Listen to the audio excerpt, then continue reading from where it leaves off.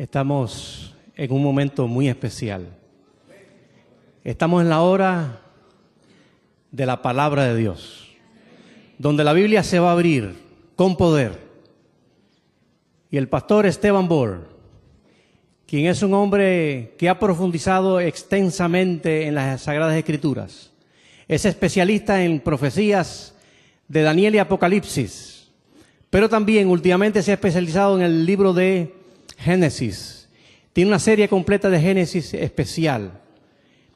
En esta ocasión, viniendo desde Fresno, California, el pastor Esteban Bor presentará con nosotros el tema mensaje, chasco y explicación. Esperamos que el Espíritu de Dios lo tome y que nosotros podamos tener nuestros oídos abiertos para el mensaje de esta mañana. El pastor Bor con ustedes.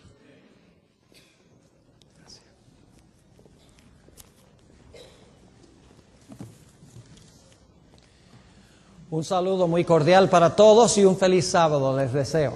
Amén. Qué gozo tan grande estar aquí en la casa del Señor en su santo día para tributarle honra, gloria y alabanza. Amén. Que Él se merece como nuestro Creador, nuestro Redentor y nuestro futuro restaurador. Amén.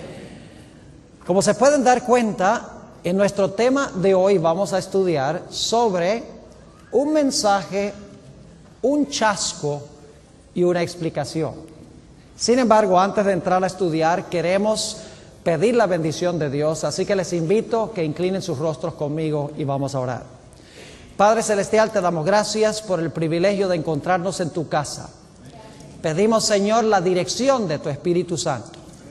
Danos claridad de pensamiento y danos la disposición de recibir y aceptar tu mensaje. Te damos gracias, Padre, por escuchar y responder nuestra oración, porque te lo pedimos en el precioso nombre de tu Hijo, Cristo Jesús. Amén. Para entender el tema que vamos a trazar en el día de hoy, necesitamos repasar muy brevemente el santuario que Dios le mandó a Moisés que construyera en el desierto. Y voy a ser muy breve porque probablemente este santuario es muy bien conocido por la mayoría de los que estamos acá. El santuario constaba de 3 lugares específicos. El primer lugar era un patio que se denominaba el atrio. Y luego estaba el edificio en sí. El primer apartamento de ese edificio se llamaba el lugar santo. Y el segundo apartamento se conocía como el lugar santísimo. Ahora, cada una de las fases de ese santuario representaba una obra especial de Jesús. En esta mañana vamos a estudiar 4 de esas fases de la obra del Señor Jesucristo. Vamos a estudiar el movimiento de Jesús a través del santuario, comenzando en el atrio y moviéndose hasta el lugar santísimo del santuario.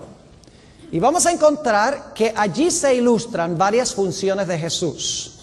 En primer lugar, vamos a encontrar que Jesús se presenta como un cordero sin mancha y sin mácula. Eso sucede en el atrio. Luego, en segundo lugar, vamos a notar que el Señor Jesucristo se presenta como el sacrificio después que se le examina como el cordero sin mancha. Luego vamos a encontrar que el Señor Jesucristo entra en su ministración en el lugar santo y finalmente vamos a encontrar su movimiento al lugar santísimo del santuario. Ahora vamos a notar en cada una de estas etapas que hay una secuencia de eventos iguales, prácticamente idénticos. En primer lugar, vamos a notar que cada vez que Jesús va a comenzar una obra, hay un gran reavivamiento y reforma entre su pueblo aquí en la tierra cuando Jesús está a punto de comenzar ese aspecto de su obra. Es decir, hay un anuncio en la tierra en cuanto a lo que está a punto de hacer Jesús. Encontramos que en cada caso el Señor Jesucristo va a entrar por una puerta para comenzar esa obra específica. Y vamos a notar también que los que están predicando este mensaje en realidad no entienden a plenitud el mensaje que están proclamando en cuanto a lo que va a hacer Jesús en esa etapa específica. Es decir, hay una mala comprensión sobre ese aspecto de la obra que va a desempeñar Jesús.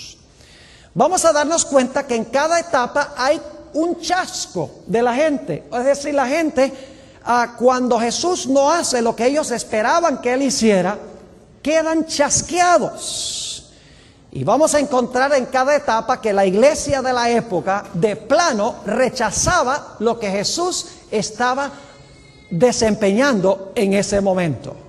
Y luego vamos a darnos cuenta que en cada una de las etapas el Señor Jesucristo desempeña su obra y luego un remanente posteriormente comprende a plenitud lo que Jesús estaba haciendo en ese momento. Ahora, yo sé que ustedes, la mayoría de los que están aquí, saben en cuanto al chasco de 1844. Pero saben que en cada uno de los pasos del ministerio de Jesús en el santuario hubo el mismo proceso. Hubo un reavivamiento y un anuncio en cuanto a su obra. Se abrió una puerta. Los que proclamaron el mensaje no lo entendieron bien.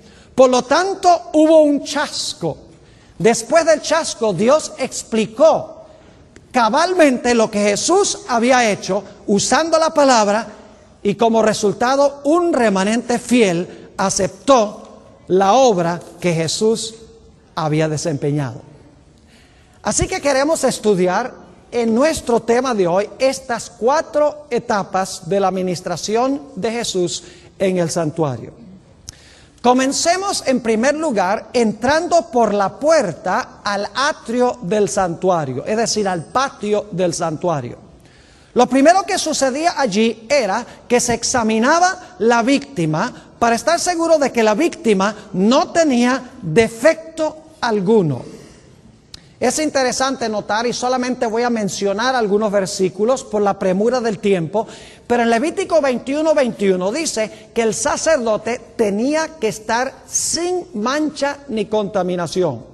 Y no solo el sacerdote, sino que nos dice Levítico 1 y el versículo 3, entre otros versículos, que la víctima también debía estar sin mancha, ni arruga, ni cosa semejante. Es decir, se debía examinar la víctima para estar seguro de que la víctima era perfecta. Lo interesante es que cuando Jesús se presentó para su obra terrenal, hubo alguien que lo presentó a Él. El que lo presentó se llamaba Juan el Bautista. Y es interesante notar en Juan 1:29 cómo fue que Juan lo presentó. Juan dijo: he aquí el Cordero de Dios que quita el pecado del mundo. Es decir, aquí está el Cordero perfecto, sin mancha, sin contaminación. Es interesante notar que en relación con el ministerio de Juan el Bautista, quien proclamó a Jesús como el Cordero sin mancha, hubo un gran reavivamiento y una gran reforma entre el pueblo de Dios. Por ejemplo, nos dice en San Mateo 3, 5 y 6, que salía a Juan toda Jerusalén, toda Judea y las áreas circundantes para escuchar la proclamación del mensaje de Juan. Y estando presentes todos ellos, Juan introdujo a Jesús como el Cordero perfecto, sin mancha, que iba a ofrecer su vida en sacrificio. Es interesante notar en el libro Patriarcas y Profetas, página 364, la descripción que da Elena White sobre la examinación de la víctima. Dice ella allí: los sacerdotes debían examinar todos los animales que se traían como sacrificio y rechazar los defectuosos. Solo una ofrenda sin defecto podía simbolizar la perfecta pureza de aquel que había de ofrecerse como cordero sin mancha ni contaminación. Note lo que dice en Primera de San Pedro, el capítulo 1 y los versículos 18 y 19 sobre el cumplimiento de esta ceremonia de la examinación de esa víctima. Dice allí: sabiendo que fuisteis rescatados de vuestra vana manera de vivir, la cual recibisteis de vuestros padres, no con cosas corruptibles como oro o plata, sino con la sangre preciosa de Cristo, como de un cordero sin mancha y sin contaminación. Es decir, hubo un gran reavivamiento. Juan el Bautista presenta a Jesús como el Cordero sin mancha y sin contaminación, como aquel que va a vivir una vida perfecta. Lo interesante es que Juan el Bautista no comprendió él mismo el mensaje que estaba proclamando.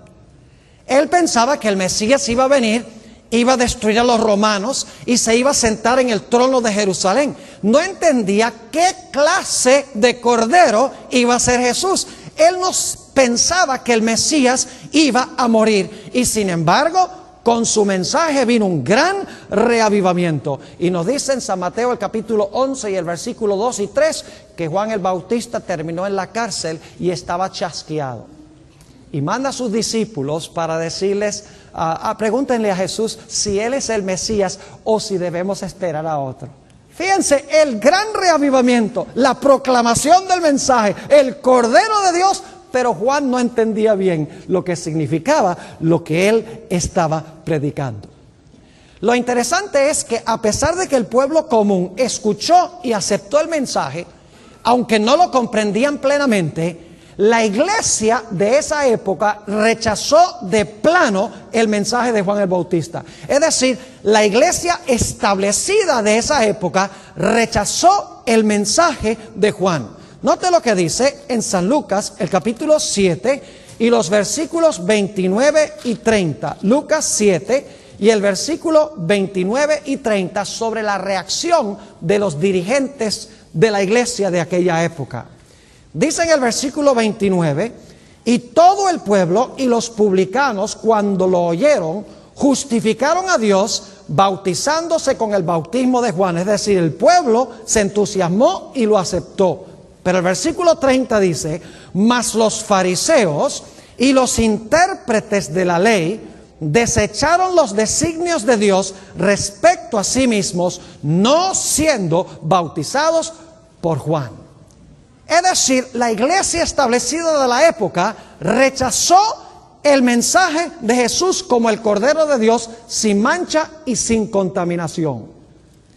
Es interesante notar también en el Evangelio según San Mateo, el capítulo 17 y el versículo 12, la descripción del rechazo de Jesús por parte de la iglesia de aquella época. Mateo 17 y el versículo 12. Está hablando Jesús. Mas os digo que Elías ya vino y no le conocieron, sino que hicieron con él todo lo que quisieron. Y ahora escuchen, así también el Hijo del Hombre padecerá de ellos. Ahora surge la pregunta, ¿será que en algún momento Juan el Bautista comprendió cabalmente su equivocación y en realidad entendió qué clase de Mesías iba a ser Jesús? Claro que sí. Noten este comentario en El Deseo de Todas las Gentes, página 188, a donde se explica la situación de Juan el Bautista allí mientras estaba en la prisión. Dice allí, los discípulos llevaron el mensaje y bastó, porque Juan había mandado a los discípulos de él a Jesús para preguntarle si él iba a ser el Mesías o si debían esperar a otro. Y nos dice la Escritura que Jesús no les contestó, sino todo el día sanó enfermos, echó demonios, hizo milagros. Y entonces le dijo a los discípulos, vayan y cuéntenle a Juan lo que ustedes han visto. Así que dice, los discípulos llevaron el mensaje y bastó. Juan recordó, ahora escuchen bien, la explicación de su chasco. Juan recordó la profecía concerniente al Mesías. Me ungió Jehová. Hame enviado a predicar buenas nuevas a los abatidos, a vendar a los quebrantados de corazón, a publicar libertad a los cautivos y a los presos abertura de la cárcel, a promulgar año de la buena voluntad de Jehová. Es decir, Juan ahora entiende Isaías 61 y el versículo 1 y 2. Y luego la autora sigue diciendo, las palabras de Cristo no solo le declaraban ser el Mesías, sino que demostraban de qué manera había de establecerse su reino. Juan había estado equivocado en cuanto a la forma en que Jesús iba a establecer su reino, pero ahora estudiando la profecía de Isaías 61, 1 y 2, comprendió que Jesús era otra clase de Mesías. Es decir, se aclaró la razón de su chasco. En el mismo libro, la página 196, encontramos esta declaración: aunque ninguna liberación milagrosa fue concedida a Juan, no fue abandonado. Siempre tuvo la compañía de ángeles celestiales que le hacían comprender las profecías concernientes a Cristo y las preciosas promesas de la Escritura. Así que encontramos nuestro primer ejemplo. Cuando Jesús se presenta como el Cordero sin mácula, sin mancha, hay este gran reavivamiento. Todos salen a Juan. Juan predica el mensaje y presenta a Jesús como el Cordero de Dios. No entiende plenamente lo que está predicando, el tipo de Mesías que va a ser Jesús. Y como resultado, la Biblia nos dice que Juan se lleva un chasco. Pero luego vienen los ángeles y le explican a Juan la mala comprensión que tenía, y ahora Juan comprende las profecías y entiende cabalmente la clase de Mesías que va a ser Jesús. Y lo interesante es que la iglesia de aquella época rechazó de plano el mensaje de Juan. Ahora necesitamos ir al siguiente segmento de la obra de Jesús. Necesitamos ir ahora del momento cuando se presenta como el Cordero de Dios entrando por la puerta al atrio. Entramos un poco más hacia adelante en el atrio y llegamos al altar del sacrificio. Allí era que se tomaba la víctima perfecta, santa, sin mancha, y se ofrecía como holocausto o se ofrecía como sacrificio. Note lo que dice en el libro de los Hebreos, el capítulo 7 y el versículo 27, sobre el cumplimiento de esta profecía. Hebreos, el capítulo 7 y el versículo 27. Dice allí lo siguiente: que no tiene necesidad cada día, como aquellos sumos sacerdotes, de ofrecer primero sacrificios por sus propios pecados y luego por los del pueblo, porque esto lo hizo una vez para siempre, ofreciéndose a sí mismo. Fíjese que en el servicio del santuario se necesitaba un sacerdote y se necesitaba una víctima. El sacerdote ofrecía a la víctima. Pero en el caso de Jesús, Jesús es el sacerdote y es la víctima.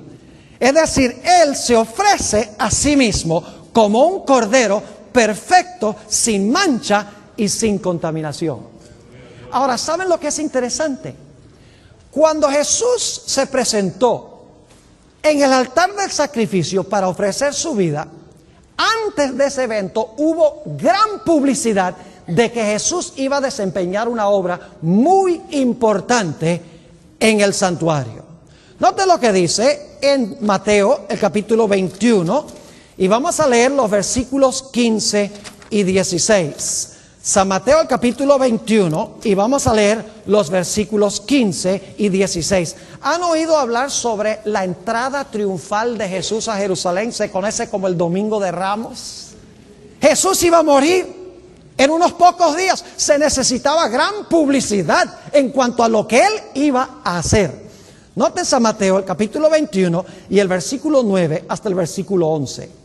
Y la gente que iba delante y la que iba detrás aclamaba diciendo: Hosana al Hijo de David, bendito el que viene en el nombre del Señor, Hosana en las alturas. Cuando entró Él en Jerusalén, toda la ciudad se conmovió diciendo: ¿quién es este? Y la gente decía: este es Jesús, el profeta de Nazaret de Galilea. Entra como el Hijo de David, entra sentado en un asno, que era la costumbre de los reyes, según dice la Escritura. Noten el versículo 5. Dice: decid a la hija de Sión, he aquí tu qué, tu rey viene a ti manso y sentado sobre un asna, sobre un pollino, hijo de animal de carga. Yo pregunto, ¿hubo gran publicidad para anunciar este evento que se iba a realizar en Jerusalén, la muerte de Jesús? Claro que sí. Pero noten que la gente comprendió mal la clase de rey que iba a ser Jesús. Y dicho sea de paso, Jesús iba a ser coronado rey. Pero no rey del reino de la gloria, sino rey del reino de la gracia. Permítame compartir con ustedes rápidamente varios detalles que indican que Jesús iba a ser rey. Su coronación fue en la cruz del Calvario como rey del reino de la gracia. En primer lugar, Jesús tuvo su entrada triunfal, a donde dice que entró a Jerusalén como rey. Además de eso, nos dice que Jesús fue ungido como rey. Recuerden lo que hizo María Magdalena cuando le echó, dice, aceite en la cabeza. Era un perfume, un aceite muy caro, muy agradable. Lo echó y dice que secó sus pies. ¿Con qué? Con su propio cabello. Es decir, Jesús fue ungido como rey. Le colocaron a Jesús sobre la cabeza una corona de espinas. Es decir, todo rey usa una corona. Le pusieron un manto de púrpura, que es el color del manto de un rey. La gente le rendía homenaje burlón, diciendo, este es el rey de los judíos. Todo rey recibe homenaje también. Además de eso, le pusieron una caña en la mano derecha. Todo rey tiene un cetro en la mano derecha. Cuando Pilato introdujo a Jesús, dijo, he aquí vuestro ¿qué? He aquí vuestro rey. Y luego notamos que Jesús fue por la vía dolorosa al lugar de su coronación, con una gran procesión alrededor de él. Inclusive cuando está en su trono, es decir, en su cruz, se pone una inscripción sobre la cruz que dice, Jesús de Nazaret, ¿el qué? El rey de los judíos. Yo pregunto, ¿iba Jesús a ser coronado como rey en este gran evento? Claro que sí. Es obvio de que Jesús iba a ser rey. Pero la gente sabía qué clase de rey iba a ser Jesús. En absoluto. Sin embargo, lo proclamaron. Hubo gran publicidad, un gran reavivamiento en Jerusalén, proclamando que el rey venía, pero no tenían ni la menor idea qué clase de rey iba a ser Jesús. Proclamándolo sin entender plenamente lo que Jesús iba a hacer. Al igual que con Juan el Bautista, la iglesia de aquella época, los judíos rechazaron, especialmente la jerarquía, rechazó a Jesús, quien iba a desempeñar esta obra. Cuando Jesús entró triunfalmente a Jerusalén, los fariseos regañaron a los niños y regañaron a la gente. Dijeron, ¿cómo se atreven a decir que este es el hijo de David y que este es el Mesías? Un poco de tiempo después, dice que vinieron los ancianos, los escribas y los fariseos y arrestaron a Jesús para llevarlo a la cruz. Además de eso, después que el Señor Jesucristo murió y resucitó, dice que el Sanedrín, el concilio judío, procuró ocultar el hecho de que Jesús había resucitado. Es decir, rechazaron a Jesús como el Mesías de Israel. Solo unos pocos días después de que Jesús entrara triunfalmente a Jerusalén como rey, pero no la clase de rey que la gente estaba esperando, nos dice la Biblia que la gente se llevó un gran chasco. Podemos captar un poco ese chasco en el Evangelio según San Lucas, el capítulo 24 y el versículo 21.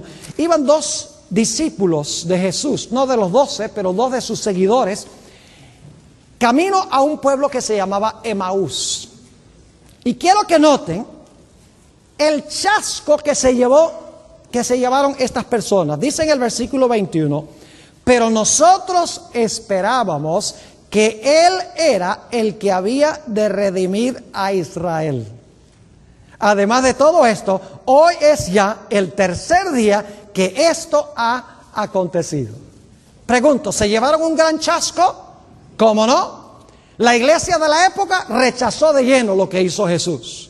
Pero había seguidores fieles que se llevaran un chasco. No podían comprender qué era lo que había pasado. Estaban esperando otra clase de rey. Yo pregunto, ¿les explicó Dios la razón del chasco? ¿Llegaron a comprender qué clase de Mesías era Jesús? Claro que sí. Note lo que dice en el Evangelio según San Lucas, el capítulo 24 y los versículos 25 al 27. San Lucas, el capítulo 24 y empezando en el versículo 25. Entonces Él les dijo: oh insensatos y tardos de corazón para creer todo lo que los profetas han dicho. ¿No era necesario que el Cristo padeciera estas cosas y que entrara en su gloria? Y comenzando desde Moisés y siguiendo por todos los profetas, les declaraba en todas las escrituras lo que de él decían. ¿Cómo les explicó Dios la razón del chasco? ¿Cómo les explicó Jesús? Yendo a las escrituras. Ahora entendieron qué clase de obra iba a desempeñar Jesús. Noten los versículos 44 y 45. Ahora Jesús está hablando con los discípulos y les dijo: estas son las palabras que os hablé, estando aún con vosotros, que era necesario que se cumpliese todo lo que está escrito de mí en la ley de Moisés, en los profetas y en los salmos. Entonces les abrió el entendimiento para que comprendieran ¿qué cosa? Para que comprendieran las escrituras que habían entendido mal. Jesús ya había profetizado esto. Si van conmigo a San Juan 16 y el versículo 20, vamos a encontrar que Jesús le dijo a los discípulos, antes de que esto sucediera, antes del chasco, les dijo: ustedes van a estar bien tristes, pero la tristeza de ustedes luego se va a convertir en gozo. Noten San Juan 16 y el versículo 20. De cierto os digo, que vosotros lloraréis y lamentaréis, y el mundo se alegrará. Pero ahora escuchen, el mundo se alegrará, pero aunque vosotros estáis tristes, vuestra tristeza se convertirá ¿en qué? En gozo. ¿Ven cómo se realizó el mismo proceso cuando Jesús se presenta como víctima, como cuando se había presentado como cordero sin mancha y sin contaminación? Interesante que el pueblo de Dios pasa por el mismo proceso. Predicación de un mensaje, gran reavivamiento. No comprenden lo que están predicando cabalmente. Como resultado se llevan un chasco. La iglesia de la época rechaza de plano el mensaje. Después del chasco, Dios viene, les abre las escrituras y ahora entienden la función que iba a desempeñar Jesús. Ahora queremos ir al siguiente paso del ministerio de Cristo.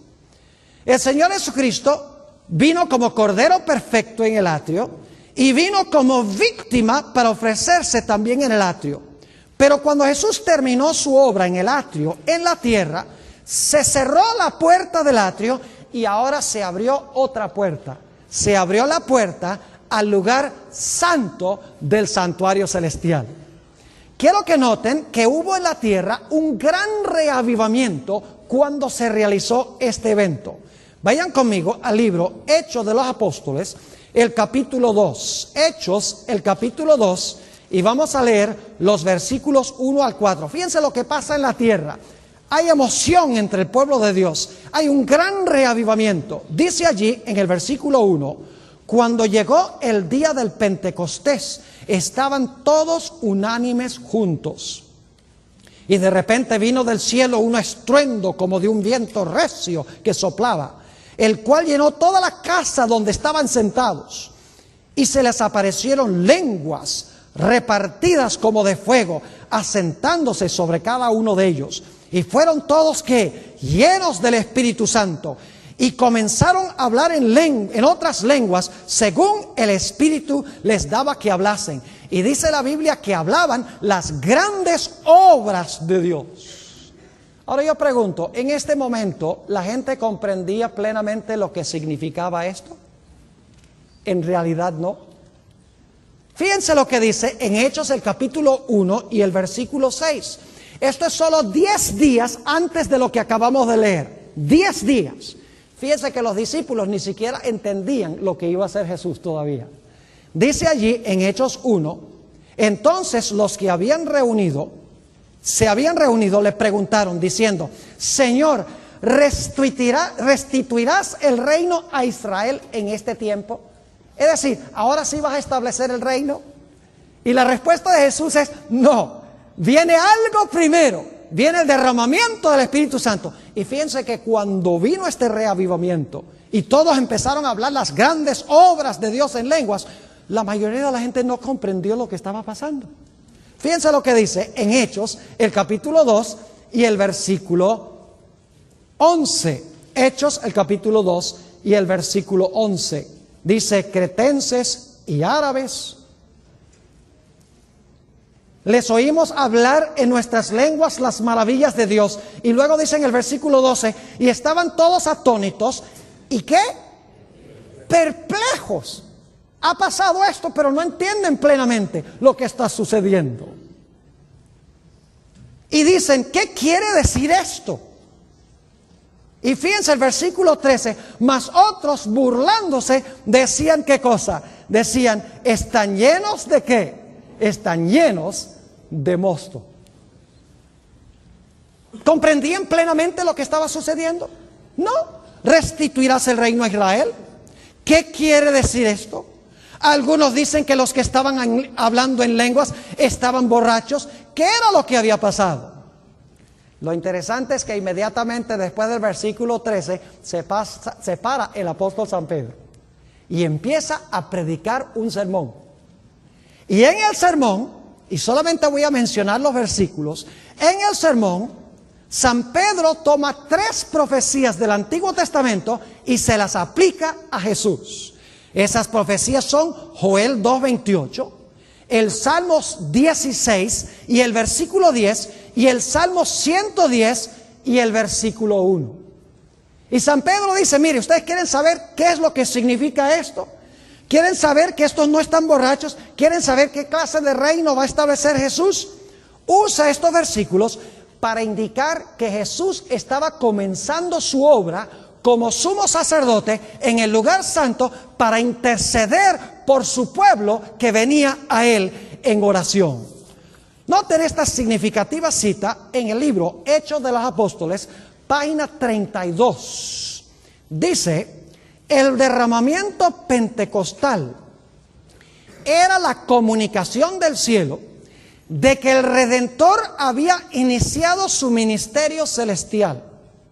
De acuerdo a su promesa, había enviado el Espíritu Santo del cielo a sus seguidores como prueba de que, como sacerdote y rey, había recibido toda autoridad en el cielo y en la tierra, y era el ungido sobre su pueblo. Yo pregunto, después que Pedro predicó su sermón, ¿la gente entendió plenamente lo que significaba la obra de Jesús en este momento? Claro que sí. Noten Hechos, el capítulo 2 y el versículo 36, y luego entonces voy a saltar al versículo 38. Dice en Hechos, el capítulo 2 y el versículo 36, Pedro terminando su sermón: sepa pues ciertísimamente toda la casa de Israel que a este Jesús, a quien vosotros crucificasteis, Dios le ha hecho ¿qué cosa? Señor y Cristo. Ahora yo pregunto, ¿entendió la gente lo que Pedro estaba tratando de decir? ¿Cómo no? Note lo que sigue diciendo el versículo 37. Al oír esto, se compungieron de corazón y dijeron a Pedro y a los otros apóstoles: varones hermanos, ¿qué haremos? A la luz de este sermón, de lo que está haciendo Jesús, ¿qué tenemos que hacer nosotros? Versículo 38. Pedro les dijo: arrepentíos y bautícese cada uno de vosotros en el nombre de Jesucristo para perdón de los pecados, y recibiréis ¿qué cosa? Y recibiréis el don del Espíritu Santo. Es decir, ahora, después que el apóstol San Pedro toma las profecías y las explica, ellos entienden que Jesús no va a establecer su reino terrenal, sino que ahora Jesús ha comenzado su obra como intercesor, y que la gente ahora puede reclamar a Jesús como su Salvador, porque Él vivió la vida perfecta, como estudiamos anoche, la vida perfecta que nosotros debemos vivir. Jesús sufrió la muerte que debemos nosotros sufrir. Y ahora la gente puede venir individualmente a Jesús y decir: acepto tu vida y acepto tu muerte, intercede por mí. Ahora entendieron la obra de Jesús. Es decir, se abrió ante ellos un raudal de luz. Pero yo pregunto, ¿cómo reaccionó la iglesia de aquella época?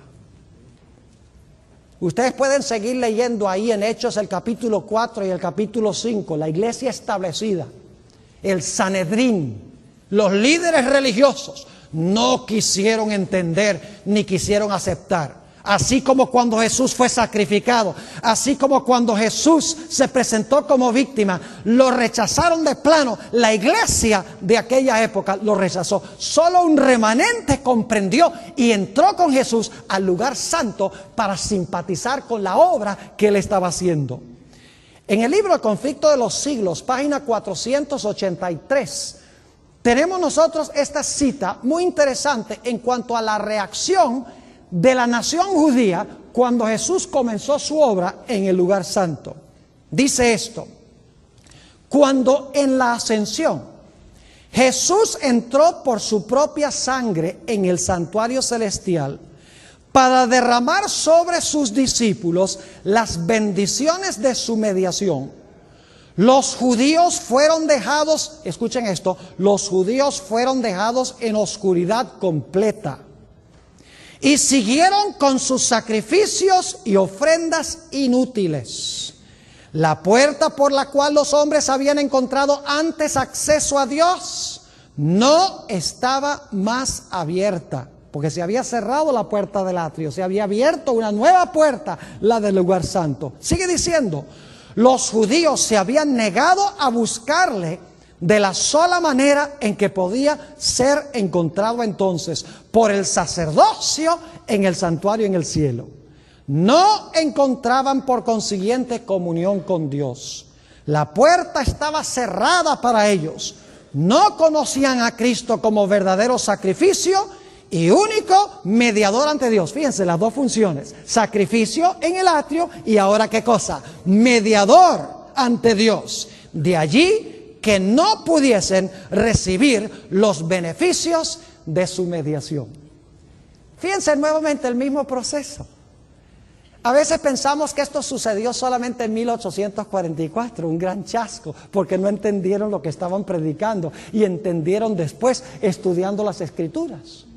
Pero es interesante que en cada etapa de la obra de Jesús, su pueblo está arrastrando los pies por alcanzarlo. Y no lo alcanza sino hasta después que Jesús empieza su obra. Entonces la iglesia dice, ahora sí entiendo lo que está haciendo Jesús. Ahora, nuestra última puerta que tenemos que estudiar es la puerta del lugar santísimo. Porque en 1844 se cerró la puerta de la mediación en el lugar santo. Y Jesús se movió a través de una puerta al lugar santísimo del santuario. Quiero que notemos en el libro de Apocalipsis, el capítulo 11 y el versículo 19, sobre la apertura de esta puerta y a dónde conduce esta puerta abierta. Apocalipsis 11 y el versículo 19. Dice allí, y el templo de Dios fue ¿qué? Fue abierto en el cielo. ¿Y qué es lo que se vio cuando se abrió la puerta? Y el arca de su pacto se veía en el templo. Y hubo relámpagos, voces, truenos, un terremoto y grande granizo. Les pregunto, ¿a dónde estaba el arca del pacto en el santuario? Aquellos que han estudiado el santuario saben que el arca del pacto se encontraba en el lugar santísimo. Es decir, hay tres puertas: la puerta del atrio, la puerta del lugar santo y la puerta del lugar santísimo. Jesús está siguiendo su obra paso a paso. Comienza presentándose como un cordero perfecto. Luego sigue presentándose como un sacrificio perfecto. Luego entra por la puerta, la segunda puerta, el lugar santo, ahora para recibir a sus clientes que vienen a Él, recibiendo su vida perfecta y aceptando la muerte que Él sufrió. Entra al lugar santo. Y luego entonces, en 1844, entra por la tercera puerta, el atrio, lugar santo, por la tercera puerta, entra a donde está el arca del pacto para desempeñar la obra de juicio. Fíjense que Jesús tiene tres funciones: sacrificio, intercesión y juicio. Y en cada uno de los pasos tenemos estas características que hemos estado estudiando. Dicho sea de paso, aquí se aplica también ese texto que estudiamos en la lección de escuela sabática en el trimestre pasado, hasta 2300 días, y el santuario será ¿qué? Y el santuario será purificado. Ahora fíjense, cuando nosotros recibimos a Jesús hoy, recibimos el perdón y Jesús nos limpia a nosotros. Es decir, el pecado va de nosotros ¿a dónde? Al santuario. Ya no lo tenemos nosotros, está en el santuario. Es decir, que el pecado está cubierto por la sangre de Cristo en el lugar santísimo del santuario. Pero algún día, si todos los pecados han entrado a través de Jesús, nuestro mediador, esos pecados tienen que ¿qué? En algún momento esos pecados que entraron por la puerta tienen también que salir. Exactamente. Es decir, los pecados que fueron entrados al santuario cuando el pecador fue purificado, ahora tienen que ser purificados del santuario. Y eso sucede cuando se abre esta tercera puerta del santuario. Ahora yo pregunto, cuando Jesús iba a comenzar esta obra de purificar el santuario del juicio, ¿hubo un gran anuncio terrenal? ¿Hubo un movimiento que lo anunció en la tierra? Claro que sí. Noten Apocalipsis 14 y el versículo 6 y 7. Apocalipsis 14, 6 y 7. Vi volar por en medio del cielo a otro ángel que tenía el evangelio eterno para predicarlo a los moradores de la tierra, a toda nación, tribu, lengua y pueblo, diciendo a gran voz: temed a Dios y dadle gloria, porque la hora de su juicio llegará. No, la hora de su juicio ha llegado. Y adorad a aquel que hizo el cielo y la tierra, el mar y las fuentes de las aguas. Yo pregunto, ¿quiénes anunciaron este mensaje de la hora de su juicio ha llegado? Ha llegado el momento de purificar el santuario. ¿Quiénes lo anunciaron antes de 1844? Un gran movimiento religioso que se conoce como el movimiento de los Milleritas. Guillermo Miller y más de 50,000 personas predicaron este versículo: hasta 2300 días y el santuario será purificado. Temed a Dios y darle gloria, porque la hora de su juicio ha llegado. Y ellos esperaban que Jesús iba a venir ¿cómo? Como un rey, para establecer su reino glorioso. Iba a regresar a este mundo en poder y en gloria. Ellos consideraban que eso era la purificación del santuario. ¿Y qué fue lo que pasó con este movimiento? ¿Entendiendo que estaban predicando plenamente? No. Sin embargo, Dios le dio publicidad a pesar de que no estaban entendiendo lo que estaban predicando. Claro que sí, en cada uno de los casos. Hay muchas personas que dicen: la iglesia adventista no puede ser la iglesia verdadera porque se basa en un chasco. Pero es que en cada caso hubo un chasco. La gente que lo anunció entendió mal. Hubo un reavivamiento y una reforma, claro que sí. Ahora lo que hizo Dios fue, después de pasar el momento, entonces Dios ahora le explica lo que estaba haciendo. Así que esos milleritas que proclamaron que Jesús iba a venir el 22 de octubre de 1844 se llevaron un amargo chasco. Note cómo se describe en Apocalipsis el capítulo 10 y los versículos 9 y 10. Apocalipsis 10 y el versículo 9 y el versículo 10. Y fui al ángel diciéndole que me diese el librito. Hay un librito, este librito es, no tengo tiempo de cubrirlo ahora, pero es el contenido de Daniel 8, 9, 10, 11 y 12. Es la última mitad del libro de Daniel, donde se encuentra la profecía de los 2300 días. Todos estos capítulos tienen que ver con la purificación del santuario. Dice: y fui al ángel diciéndole que me diese el librito, y él me dijo: toma y cómelo. ¿Cuántos se han comido alguna vez un libro? Figurativamente decimos: ese libro estaba bueno, me lo comí, ¿verdad que sí? Usamos ese lenguaje metafórico, ¿verdad que sí? Porque estaba bueno, está sabroso el libro. Así que hay un mensaje en este libro, ¿verdad que sí? Y está sabroso el mensaje. ¿Cuál es el mensaje? Hasta 2300 días y el santuario será ¿qué? Purificado. Ellos entendieron que Jesús iba a regresar al planeta Tierra. Dice: toma y cómelo, y te amargará el vientre, pero en tu boca será dulce como ¿qué? Será dulce como la miel. Entonces tomé el librito de la mano del ángel y lo comí. Y era dulce en mi boca como la miel. Pero cuando lo hube comido, ¿qué hizo? Amargó mi vientre. ¿Fue esa la experiencia de los que proclamaron que Jesús iba a venir en 1844? Exactamente la experiencia. Mientras estaban predicando el mensaje, qué dulce era. Jesús iba a venir en las nubes del cielo para establecer su reino. Y esta gente amaba a Jesús más que cualquier otra cosa. Dice que dejaban sus sembrados en el campo, vendían sus propiedades para ayudar a otros a pagar sus deudas. A veces oraban toda la noche, rogaban ante Dios que salvara a sus familiares y a sus amigos del pecado para estar listos cuando Jesús viniese. Amaban en verdad a Dios. Pero cuando Jesús no vino el 22 de octubre de 1844, se llevaron un chasco muy grande. La sierva de Dios dice: lloramos y lloramos hasta que amaneció el día. Y dice la sierva de Dios que el año anterior al chasco fue el año más feliz de toda su vida, ansiando que Jesús viniera. Ahora yo pregunto, después de este chasco, ¿creen ustedes que Dios iba a venir a explicar la razón del chasco e iba a explicar qué es en verdad lo que Jesús iba a hacer? No cabe duda alguna. Y así es que el siguiente día, después del chasco, el 23 de octubre, iba un hermano, uno de los pioneros menos conocidos, con el nombre de Hiram Edson. Dicho sea de paso, el establo de Edson lo han reconstruido, se encuentra allá en New England. Si quieren algún día tomar un tour muy interesante, visiten los lugares históricos de la iglesia adventista allá en Nueva Inglaterra, es extraordinario.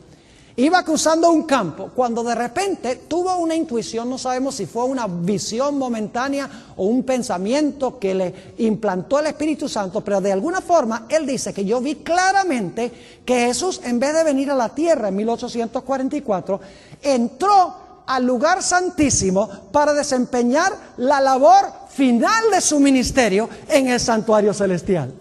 Inmediatamente regresó, se reunió con los pioneros que habían estudiado estas profecías y se dieron cuenta que muchas de estas profecías las habían interpretado mal. Por ejemplo, Daniel 7, donde dice que el Hijo del Hombre vino sobre las nubes del cielo. Ellos habían pensado que eso significaba que venía sobre las nubes del cielo a la tierra, pero leyendo con cuidado el texto, se dieron cuenta que el Hijo del Hombre en las nubes no vino a la tierra, sino que fue a la presencia del anciano de grande edad. Leyeron otra vez Lucas 12, una parábola de Jesús, donde dice que Jesús mandó a sus discípulos que esperaran hasta que Jesús regresara de la boda. Es decir, cuando Jesús viniera no es que se iba a casar con su pueblo, sino que se iba a casar con su pueblo allá para luego entonces venir para estar con ellos. Empezaron a estudiar las profecías y se dieron cuenta además que en ninguna parte de la Biblia dice que el santuario es la tierra. Así que Cristo no iba a venir a purificar la tierra como el santuario, porque en ninguna parte dice que el santuario es la tierra.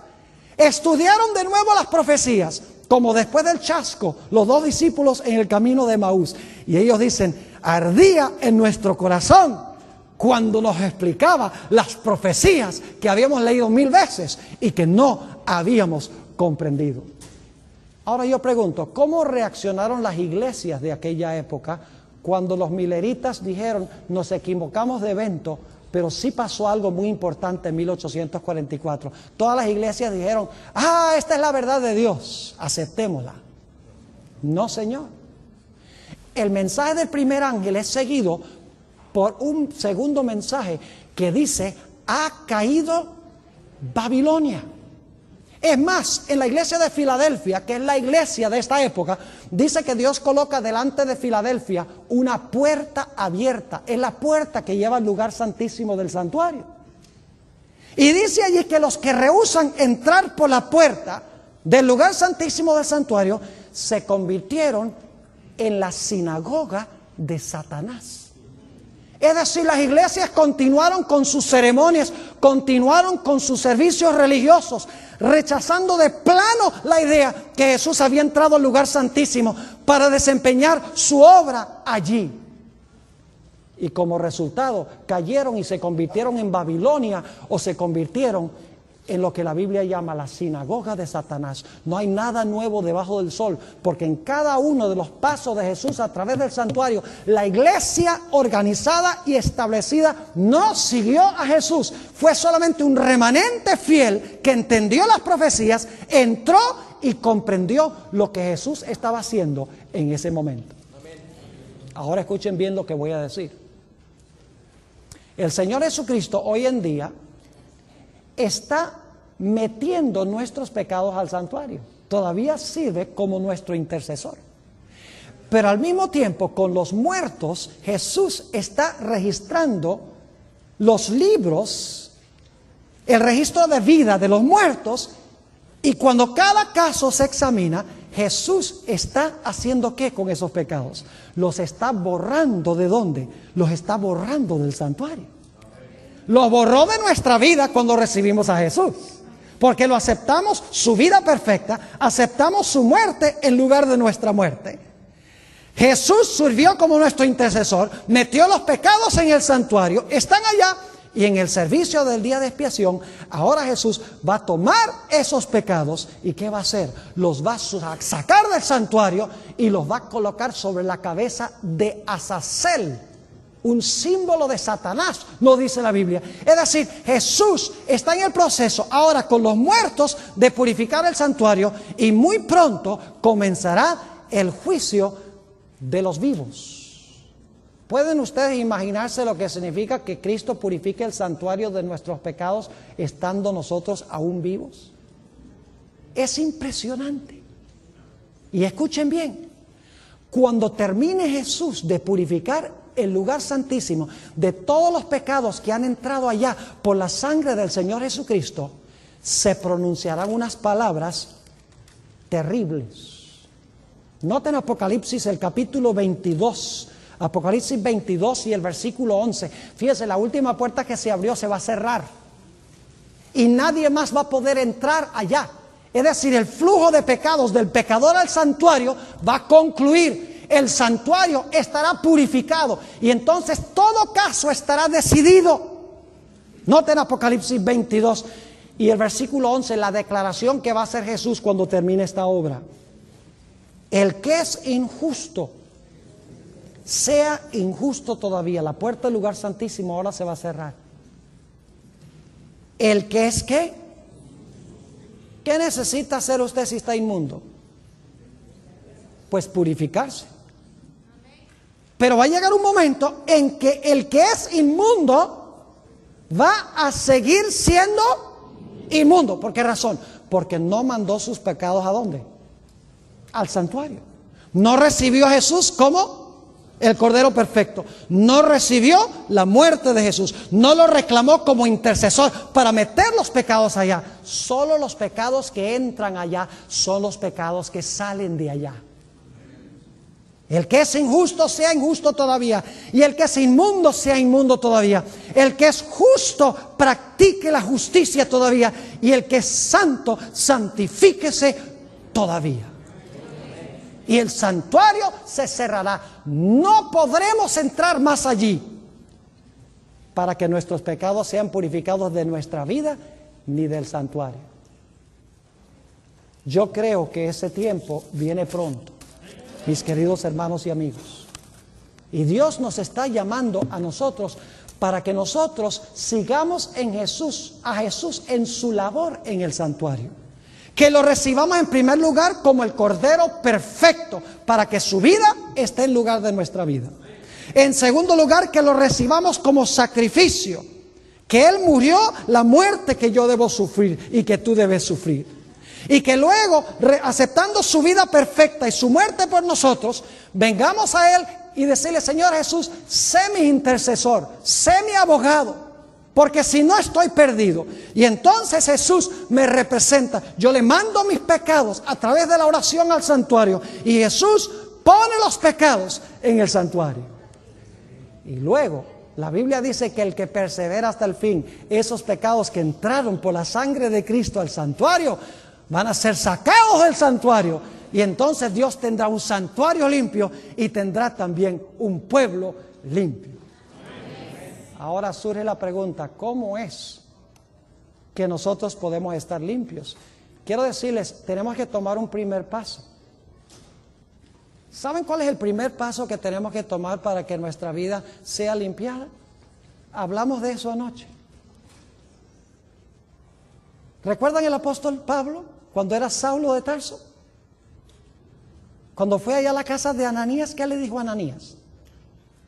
¿Por qué te detienes? Levántate. ¿Y qué? Y bautízate. ¿Y qué? Y lava tus pecados. ¿Y saben lo que sucede en el bautismo? Algo maravilloso, porque alguno dice, bueno, entonces yo sencillamente me bautizo, Dios me perdona todos mis pecados. ¿Y después qué? Oh, mis hermanos y hermanas, quiero terminar con este texto. Hechos, el capítulo 2 y el versículo 38 nos dice que en el bautismo pasan dos cosas. Dice aquí, en el versículo 38, Pedro les dijo, arrepentíos y bautícese cada uno de vosotros en el nombre de Jesucristo. Y ahora noten, dos bendiciones. Para perdón de los pecados, ¿y qué más? Y recibiréis el don del Espíritu Santo. Es decir, en el bautismo no solamente entierra a Dios el pasado, sino que nos da poder en nuestra vida para vivir vidas santas semejantes a las de Jesús. Pero todo comienza en el momento del bautismo. Ahí es que se sepulta el pecado y allí es que resucitamos a una vida nueva y recibimos el poder del Espíritu Santo en nuestra vida.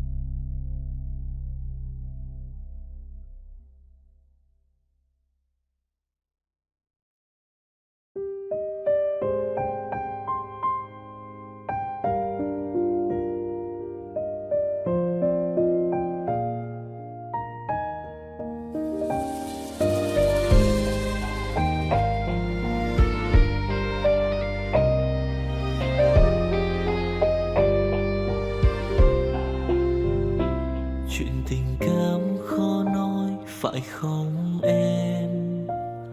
Chuyện tình yêu đâu biết được ngày mai. Rồi hôm nay em bên ai, nhìn em khóc trên vai. Thôi hãy quên đi, về với em hiện tại. Anh còn nhớ về ngày ta còn đắm say. Anh vẫn nhớ về người bên anh khi ấy. Em đã quên rồi câu hứa yêu trọn đời. Em bỏ anh rồi, em vui tình nhân mới.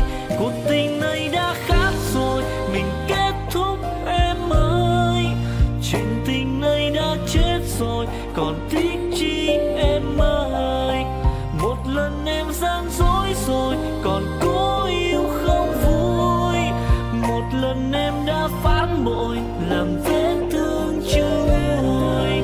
Thì anh vẫn sẽ mỉm cười, người khác làm em vui. Còn anh xin kết thúc và giữ chút đau thương thôi. Ở nơi xa luôn nhớ về một mối duyên tình phai.